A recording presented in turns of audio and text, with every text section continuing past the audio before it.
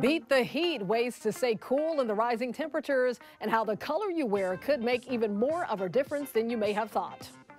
Collectible craze, the big money some Barbie dolls are now going for after the popular movie.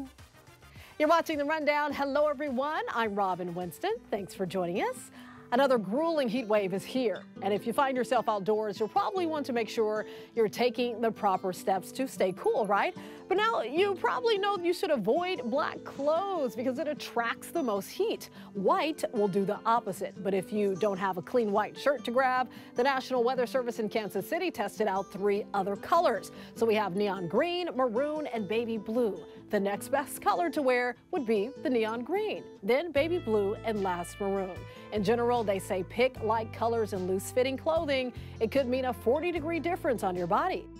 Mayor Karen Bass shared a list of cooling centers that'll be open from 10 a.m. to 9 p.m. through Tuesday. They are the Lakeview Terrace Recreation Center, the Mid-Valley Senior Center, the Sherman Oaks East Valley Adult Center, the Lincoln Heights Senior Center, the Fred Roberts Rec Center, and the Jim Gilliam Recreation Center. You can also go to the city's 73 public libraries and the dozens of public swimming pools across the county. We have a list of those locations on our website, by the way, NBCLA.com. All right, it's time to check in with meteorologist Belen De Leon, who's tracking the heat in your neighborhood. Hi, everybody. We're starting off the work week with really hot temperatures. The risk for heat illness will be high for most inland areas and the basin. Hot temperatures during the day and little relief in the overnight, and this will affect folks that don't have AC. We have an excessive heat warning and heat advisory in effect all the way through Tuesday evening. So stay cool, stay hydrated. Those are the 2 main things to do to keep you safe. We'll get through this together. After Tuesday, the temperatures start trending cooler. Look at Santa Clarita. We're at 107, then 106. Still in the triple digits on Wednesday, still hot. But the second half of the week, the temperatures will look better. 92 on Thursday. By Friday, we're in the 80s. Hang in there and stay cool. We're hearing from the general manager of Cook's Corner Bar and Restaurant in Trabuco Canyon after last week's deadly mass shooting at an iconic spot. On behalf of Cook's Corner, myself and the staff, I would like to send my most sincere condolences to the families of Tanya, Glenn, and John, and all the injured and those fighting for their lives, and the friends and family of Cook's Corner who were here Wednesday, August 23rd, for the most horrific act by one man who has changed the lives of so many. In an emotional post on Facebook, Rhonda Palmieri sent her condolences to the victims and thanked first responders for their actions that night. 3 people died last Wednesday when a retired Ventura police sergeant started shooting. 6 others were hurt, including his estranged wife. And 2 band members shot on stage during the shooting are home from the hospital now. The M Street Band posted new pictures of Dave Stretch and Ed Means over the weekend, sharing they've seen an outpouring of support from the community. More arrests have been made in some of the recent flash mob thefts around Southern California. 10 people are now in custody on suspicion of targeting a Nike store in East LA earlier this month. Deputies say more than $3,000 of recovered merchandise was returned to the store, but investigators say this particular store has lost up to $1 million in thefts just over the last year. Last week, 11 people were arrested in connection to the flash mob burglaries at the Nordstrom in the Topanga Mall and the YSL store at the Americana at Brand in Glendale. A frightening scene at the Del Amo Fashion Center in Torrance. A large group of teens started fighting Sunday afternoon. Video shows pushing and yelling. There's also a report of a gun being fired. And employees at BJ's restaurant says some of the teens went into the restaurant and tried to blend in with the customers. She described what happened when she asked them to move.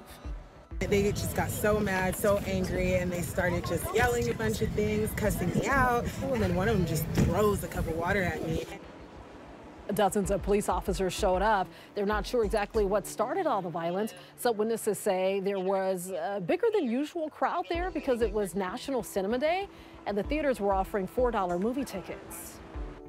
Law enforcement officials attended a summit in Ladera Heights to bring safety back to the community. The organization Building Blue Bridges, which works to build relationships between police and youth, hosted the event at the Ladera Shopping Center. The meeting comes after a series of smash and grabs in nearby stores and catalytic converter thefts in shopping center parking lots.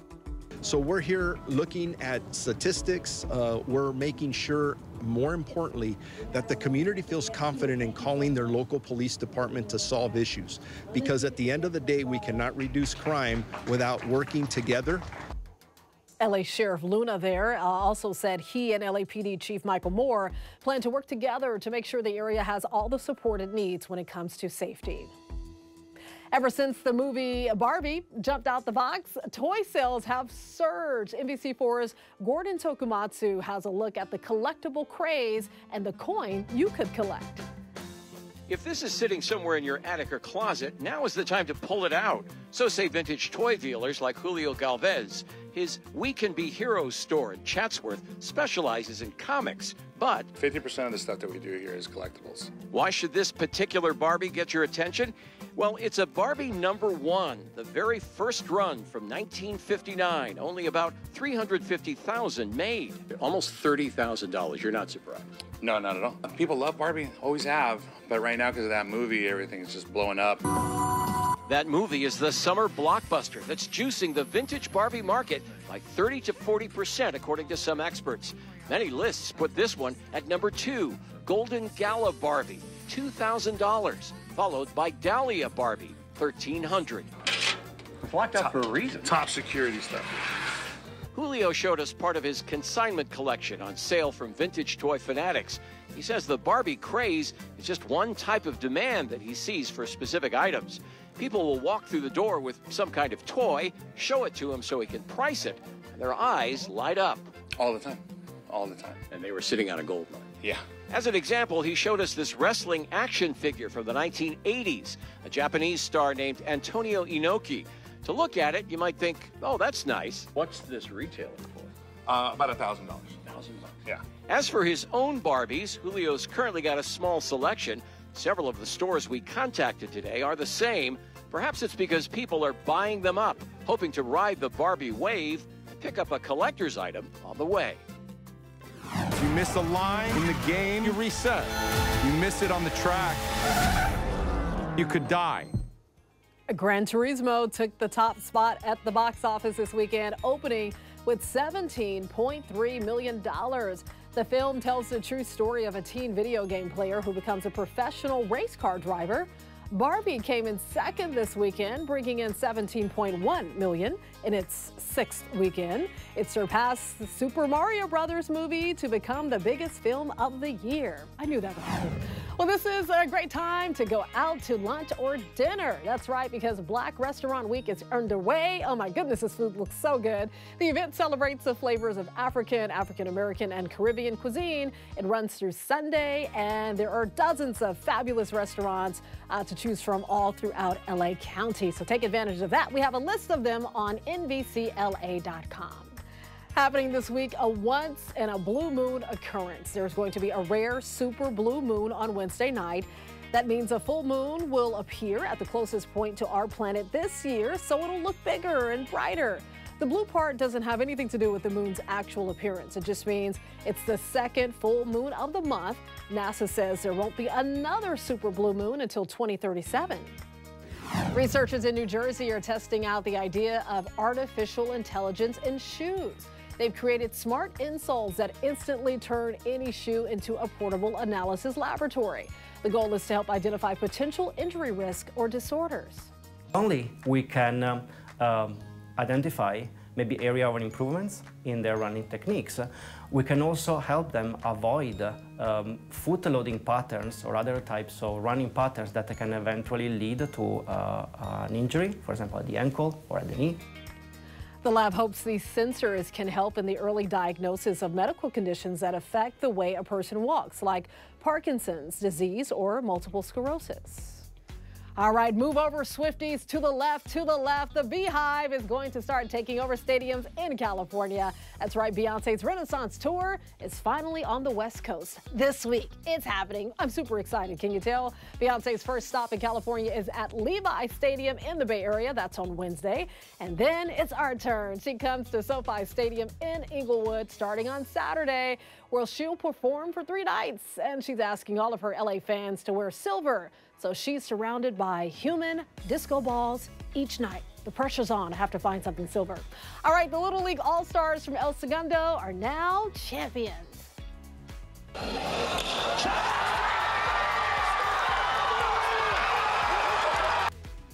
That's video from a watch party in El Segundo as the home team sealed their victory. They defeated the team from the Caribbean island of Curacao for the world title.